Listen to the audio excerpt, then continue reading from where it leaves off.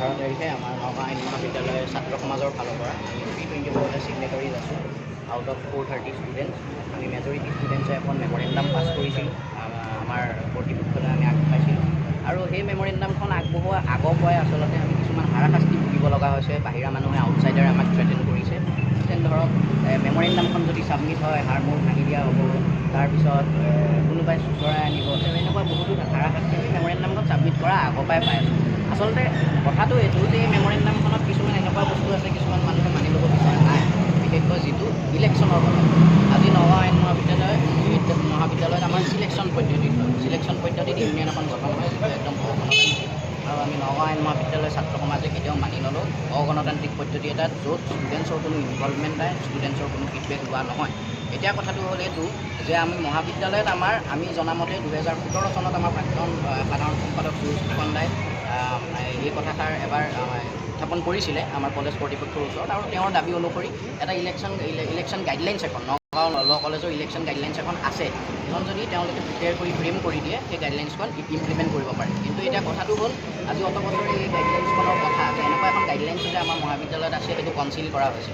এইবাৰ আমি এই বস্তুটো জানিবলৈ পাইছোঁ। এতিয়া কথাটো হ'ল আমাৰ মেমৰেণ্ডামখনত অকল ইলেকশ্যন বুলিয়ে নহয়, তাৰ লগতে বেছিক নেচেচিটিছ কিছুমান যেনেকৈ sanitary pad machine girls common ৰুমত, বইজ কমন ৰুমত হাইজিনৰ কথা, পাৰ্কিং ফেচিলিটিছৰ প্ৰব্লেম আছে, কিছুমান অলাগতিয়াল বস্তু পাৰ্কিঙত সোমাই ৰখা হৈছে। তাৰপিছত কিছুমান অফিচ ৰেকৰ্ড মেইনটেইন কৰা নহয়, অফিচ ৰেকৰ্ডত বাৰে বাৰে অফিচৰ ফালৰ পৰা অলৰেডি ছাবমিটেড ডকুমেণ্টছ বিচাৰি থকা হয়। গতিকে এই কিছুমান বস্তু লৈ আমি কালিও প্ৰটেষ্ট কৰিছিলোঁ। আৰু কথাটো হৈছে আমি জানিবলৈ পোৱা মতে আমাৰ প্ৰিন্সিপাল বাইদেউ কিছুমান অসুবিধাৰ কাৰণে আহিব পৰা নাই।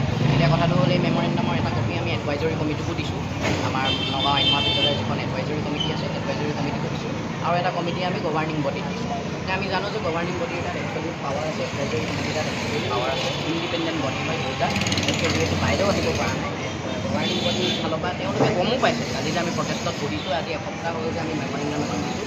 আমি গভাৰ্ণিং বডি আমাৰ প্ৰেচিডেণ্টৰ তাতো আমি মেমৰেণ্ডামখন জমা দিছোঁ আমাৰ ছাৰৰ তাত। গতিকে আমি এইটোৱে বিচাৰোঁ যে ইণ্ডিপেণ্ডেণ্ট বডি দুটা, এডভাইজৰী কমিটি আৰু গভাৰ্ণিং বডিয়ে যাতে আহক, মিটিং পাতক, আমাৰো ৰিপ্ৰেজেণ্টেটিভৰ লগত কথা পাতক, ছাত্ৰ সমাজৰ লগত কথা পাতক, আৰু আমাৰ দাবীবোৰ যাতে অতি সোনকালে মানি লওক। আৰু যিহেতু গভাৰ্ণিং বডি আৰু এডমিনিষ্ট্ৰেশ্যন ডিমাণ্ড হৈ আছিলে আজি অতদিনে, সেইবাবে আমি আজি মৌন প্ৰতিবাদ যিসকলে ভয় ভাবুকি দিছিল তেওঁলোক কলেজৰে আউটছাইডাৰ হয়, আগৰ প্ৰাক্তন ছাত্ৰ নেকি হ'ব পাৰে। আমি তোমালোকক কেনেদৰে দিছিল? আমাক তেনেকুৱা কোৱা হৈছে ছ'চিয়েল মিডিয়াত কৰি দিছিলে, আমাৰ আননোন নাম্বাৰ দি কল কৰি ষ্টুডেণ্টসকলক তেনেকুৱা ভাবুকি দিয়া হৈছিলে। তাৰপিছত এনেকুৱা নিদিবি, ধৰক এনেকৈ কোৱা হৈছিলে যে এই বস্তুবোৰ দাবী উত্থাপন নকৰিবি। আচলতে এই দাবীবোৰ আমাৰ কাৰণে কিমান জৰুৰী, আজি কলেজখন যিমান দিন জীয়াই থাকিব এই ফেচিলিটিছবোৰ ছাত্ৰ সমাজে সদায় পাই থাকিব। এইটো কাৰো পাৰ্চনেল ইণ্টাৰেষ্টৰ কাৰণে নহয়, এইটো গোটেই নগাঁও আইন মহাবিদ্যালয়ৰ ছাত্ৰ সমাজৰ সপক্ষে, গণতন্ত্ৰৰ সপক্ষে এই মেমৰেণ্ডামখন। কিন্তু আমি নাজানো কিয় ইয়াৰ আঁৰত কাৰ কি ফেচিলিটিছ আছে আজি বাহিৰা মানুহে এই বস্তুটো ক'বলৈ দিয়া নাই। তেওঁলোকে কৈছে যে নিদিবি, টিচাৰ্ছৰ আগত বেয়া হৈ যাবি। আমিও জানো যে আমাৰ টিচাৰ্ছসকলে কেতিয়াও এই বস্তুবিলাকৰ লগত প্ৰটেষ্টৰ লগত তেওঁলোকে ইণ্টাৰনেল মাৰ্কছৰ লগত ভাবুকি দিয়া হৈছে। কিন্তু ইণ্টাৰনেল মাৰ্কছৰ লগত আৰু প্ৰটেষ্টৰ লগত মেমৰেণ্ডামৰ লগত কোনো ধৰণৰ কোনো জড়িত নাই। ইণ্টাৰনেল মাৰ্কছ টোটেলি ডিপেণ্ড কৰে আমাৰ ছেছনেল এক্সামৰ লগত, প্ৰেজেণ্টেশ্যনৰ লগত, এইবোৰ বস্তুৰ লগত। আজি দাবী এটা উত্থাপন কৰিছোঁ বুলি এইটো ইণ্টাৰনেল মাৰ্কছ কাটি দিব, সেইটো আমিও এইটো কেতিয়াও হ'ব নোৱাৰে। আমাৰ টিচাৰসকলেও এইটো বস্তু আমাক আশ্বাস দিছে যে এনেকুৱা ধৰণৰ কেতিয়াও নহয়। গতিকে সেইবিলাকে কথা। আৰু বহুত থ্ৰেটেনিং আহিছে, পইচাও অফাৰ কৰিছে ডিটেইলছখিনি উলিয়াবলৈ, তোমালোকে কেনেকৈ প্ৰতিবাদ কৰিবা, কি কথা কথাখিনি উলিয়াই দিয়া, আমি পইচা দিবলৈ সাজু আছোঁ, 1000 যিমান লাগে।